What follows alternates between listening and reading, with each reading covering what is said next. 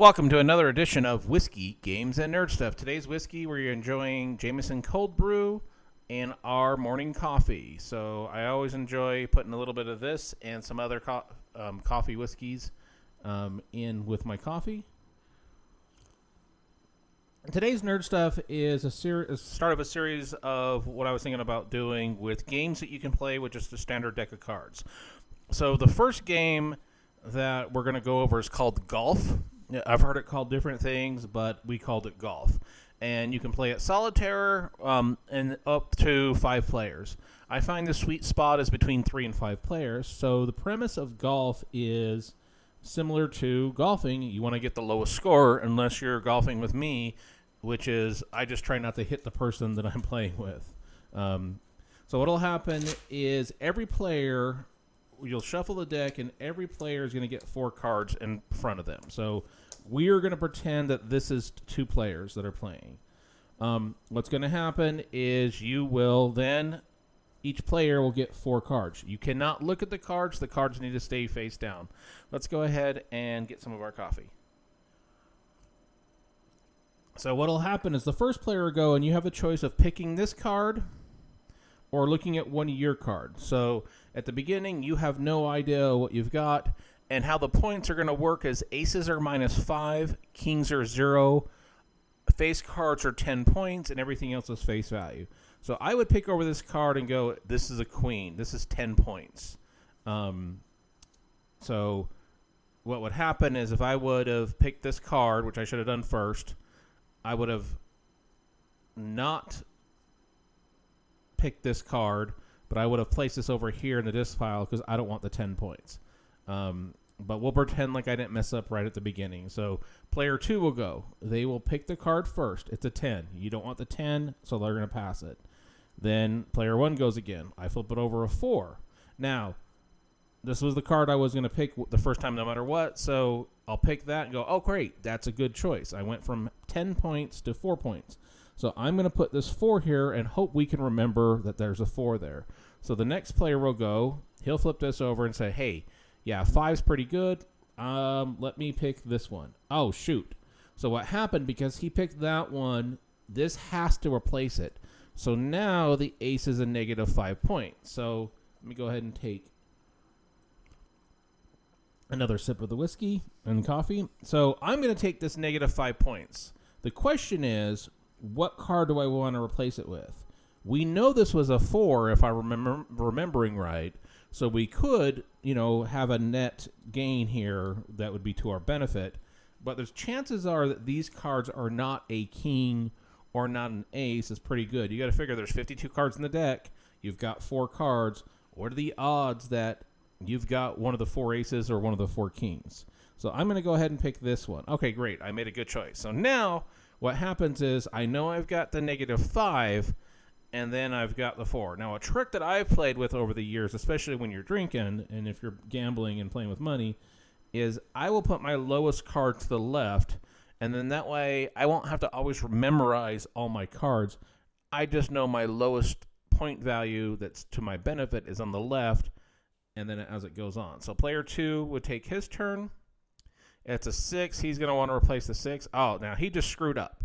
So, now we know he's got the 2 positive values over here. Now, I know this is the ace. I know this is the 4. Let's go ahead and see what this is. Okay, that's a good choice. So now we've got the ace, the 4, and a 2. So then we go ahead and go through this. The king, he's got a king. Now, he knows this is a crap card from before. So now he's got a 0-point value. 2. We will take this one. Oh, we just swapped that with 2. Now, he would take that 2 because he knows that that was a better card to get. It would be player's 1 turn. That's a good trade. King. Let's try that one. Ah, shit. So now he's got 2 kings. I'm obviously going to take that 5. I'm going to replace it with this card. And if I'm remembering right, this is still my lowest in the sequence. So we'll go ahead and do a couple more of these. Nobody's going to want the 9. Nobody's going to want the 8. Nobody's going to want a 9. and so on and so on. So what's going to happen is right now I think from everything we've seen, the lowest is a 6. So, nope. Now that just went down a point. So now here's a question. I can't remember what this is, but is it lower than a 3? I don't recall, so we're going to go ahead and look. Okay, I just messed up because I traded a point off. He's going to, he wants that 2. And then I would end up taking this 2 because the 2 is less than the 3. So let's go ahead and take another sip. And again, if it's 3 players, you've got to remember between those aces and kings, which you're trying to get, now you've got a total of 4 aces, a total of 4 kings spread among 3 players. So, if you're just playing 2 players or even 3 players or 4 players, the lowest score you're going to get is that -20, and that's if you had all 4 aces. But what are the odds of any one player getting all the 4 aces? Even in a 1v1 situation, the odds of somebody getting all the aces, more than what's going to happen is somebody's going to get 2 and somebody else is going to get 2. When you get 3 players in there, it really throws things off. But we'll go ahead and go through these a little bit. So this is a king. So the king, and I don't remember whose player it was, so we'll pretend like it was my turn. I'm remembering this was an ace, and I'm pretty sure that was an ace. I don't remember what this was, and this was the 2. So let's go ahead and flip that over. Okay, cool. So now I remember, if I'm remembering correctly, ace, ace, king, 2. These ones I don't remember at all. So we'll go ahead and flip. It would have been his turn. This would have been my turn. Well, I'm obviously going to exchange that for the 2. That player would take the 2. Dang it. Well, if the player remembered the king was there, he wouldn't have taken that. So what'll happen is you go through it, and let's pretend like we went through the whole deck. So we'll pretend that we go through the whole deck, and then what'll happen is at the end of the game, you flip over your cards. So I would have had -15. This player would have had +4, because kings are 0, aces are -5. So I would have the -15. He would have had +4. You would write down that score. And there's a couple ways that you can do this. We like to have just a score pad and say first person to X amount of points and, loses. Or you do a best of 3, best of rounds of 5.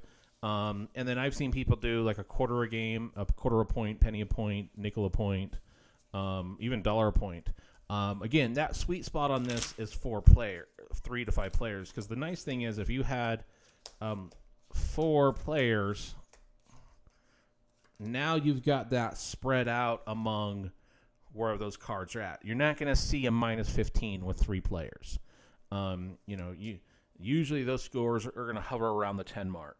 What's really cool is if you get 5 people in this, the game can get kind of crazy because you might have some situations where nobody even gets one player might not get 1 ace or 1 king. Let's go ahead and take another sip. But again, this is called golf. I've heard it called different things over the years, but again, we like to call it golf because you're trying to get the lowest score. And this is just one of dozens and dozens of card games that we play when we're having a few drinks, when we're just sitting around BSing, or if we're trying to do something other than play poker when we do that. Again, I have a lot of these games that I can kind of go through and show. I'm sure everybody has their own variation of the ones they do. If you would like to see more of these, please make a comment in the comment section. I really would appreciate everybody if you would like, subscribe, all that fun stuff. At the filming of this particular video, we had 8,888 subscribers, which is kind of crazy. Have a little short on that. And I would love to see if we can get to 11,111 just to have that nice round number. Again, I really appreciate everybody who's watched these videos, who's commented, and all that over the years. The whiskey is, over the last couple months, the whiskey again is Jameson Cold Brew Whiskey and Coffee. Really like this. You can actually drink this straight, but I always like to drink mine with the coffee. And until next time, everybody, cheers.